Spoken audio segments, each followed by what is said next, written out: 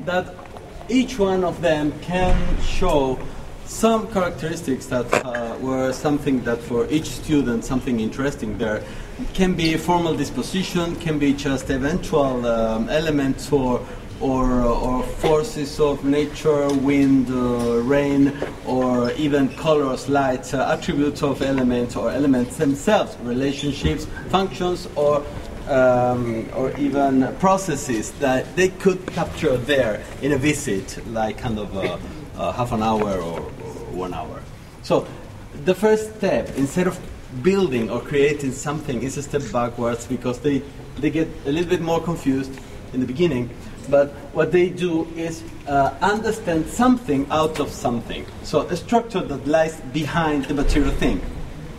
So after this first step that took us kind of 2 or 3 days in the beginning, so after discussions and stuff, and after trying to understand how something can be understood in an abstract way, so it's a huge work of abstraction and concentration, this one, and at the same time idealectic. So it's not important for us.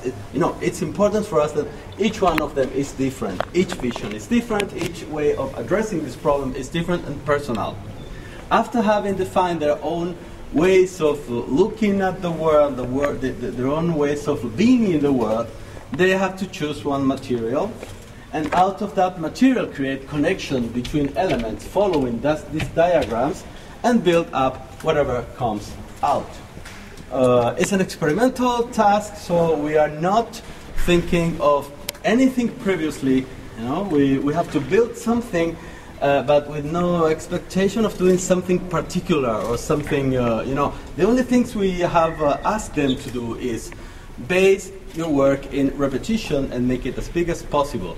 With a budget more or less 15 euros, that could be increased sometimes in some particular people. And we started a second part of the workshop. Remember this from here up is parts destruence. I mean, deconstructing, destroying, or separating a world in atomized elements that you can perceive and represent. This is the part destruence, this step backwards.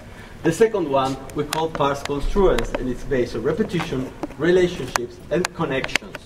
So we started the second part with an excursion, group excursion to Kaufland, and then they had to spend kind of 15 euros or something like that to get elements that they had to connect. This is a hard, difficult task because elements belong to another world and they are not supposed to be connected. So this was the task. This is what I'm interested in you to take a look at all the works, walk around the place and see how things that belong to different worlds, like swimming pools for children, can go back also to the river. But this is the last decision. It's not the beginning. There is no previous idea. There is no previous intention.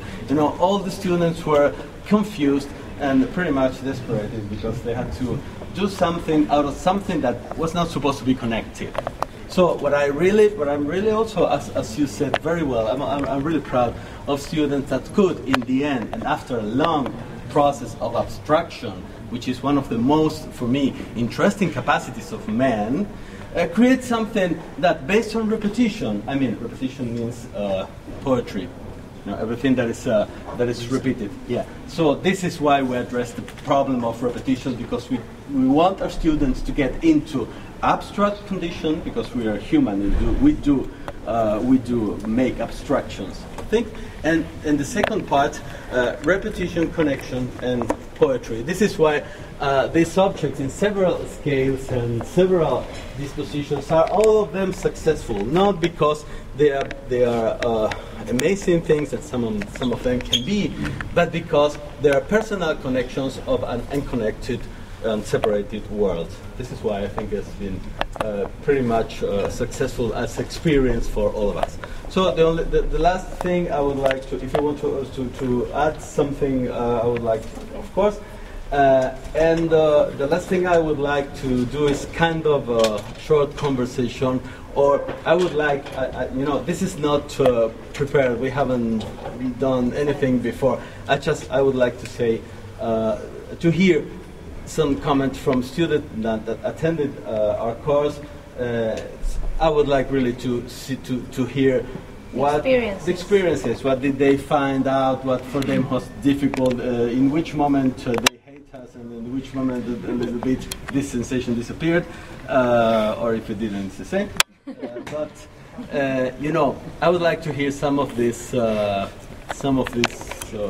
comments about this experience, if you want. Otherwise, we can just ask any question.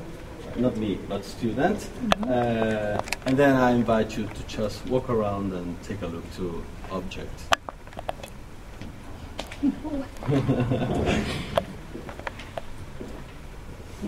Okay, yeah.